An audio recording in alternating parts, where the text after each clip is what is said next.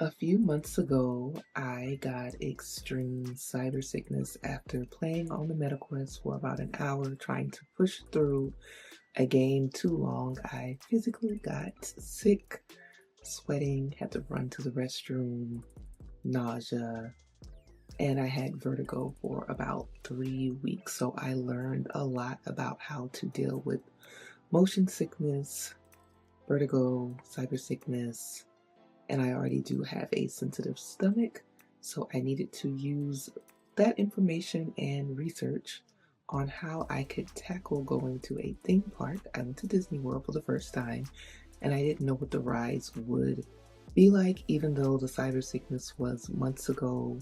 I do have some lingering symptoms sometimes when it comes to some types of motion and some visual things.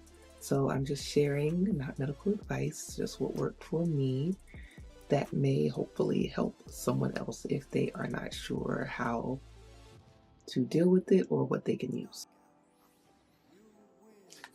Ginger Rescue is very helpful for upset stomach and nausea, motion sickness, all of those things.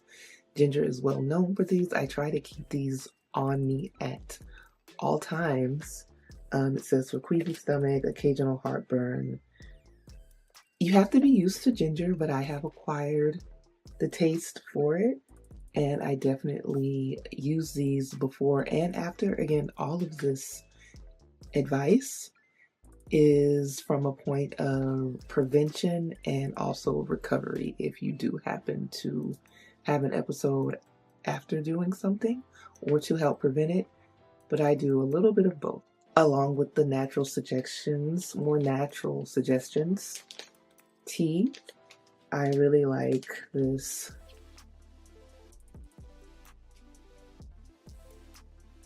probiotic tea with ginger for gut health, but even more so,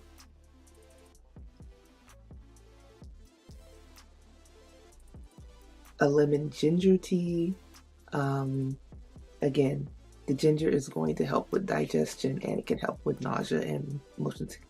Also for upset stomach and queasiness, Pepto. I keep Pepto on me, but I just have the tablets right now for travel. I also have the pills. This is just the Walmart brand, but it works just fine for me. And I keep these with me at all times. I have both forms of Dramamine. I have Dramamine less drowsy.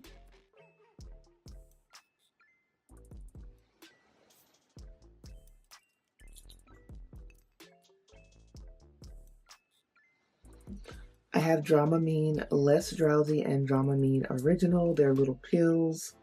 The difference, they're both antihistamines, but they work a little differently from what I've read. Less drowsy one is really good for vertigo, and the regular drowsy one is really good for motion sickness. The Dramamine less drowsy is 24 hours, but it's less strong for some, and the other one works much faster. The other one works much faster, but you have to take it more regularly, 4 to 6 hours. I took a combination of both, but not at the same time. Depending on the day and what rides were coming up, I went with my friend who's been to Disney about a dozen times. And based on his knowledge of what I've been through and also my extreme hatred for drops, if there's anything that would make it worth it for me to try and get on any rides with drops, that I thought I could handle. So it's not that I couldn't feel anything, and there's some things I just decided not to test my limits, but I did find them helpful. If you don't like pills, these are raspberry chews, cyber sickness, motion sickness, nausea, vomiting. It's the same main ingredient as Dramamine less drowsy, but it's a chew. At the moment, I don't know where my C-bands are. That is the next really cool thing that I got for cyber sickness right after my debacle and I was trying to figure out how to lessen my vertigo. They are bands that you wear on your wrist. I could be getting this slightly wrong.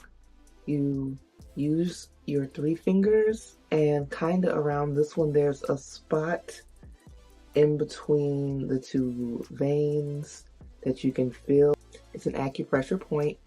Even people in chemotherapy use it to get more fast relief. You can press on it. You can actually just do it with your hand as well, but you can do it with the band for a more immediate relief. And I also wore those on the trip, even though I did put them on before going on the more intense rides that I did decide not to go on. Some of the rides I wish I would have done maybe a little bit more research on for myself versus trying to be surprised since I've never been to the park. I think that would have actually eased my mind versus seeing something from the outside a little bit and going, definitely not. So don't be afraid to research it. It didn't ruin anything for me that I did see beforehand, in my opinion, especially if you are sensitive. But that's the gist of what I did. Eat light meals. Try not to eat anything too rich, heavy, buttery, greasy. If you do, give it proper time to digest before going on said rides. You know your individual tolerance, so of course go by that, because all of these things can only do so much, but they definitely are helpful. And thanks for watching. This will be a series that I will be continuing because I have a few different challenges I needed to overcome going on the trip.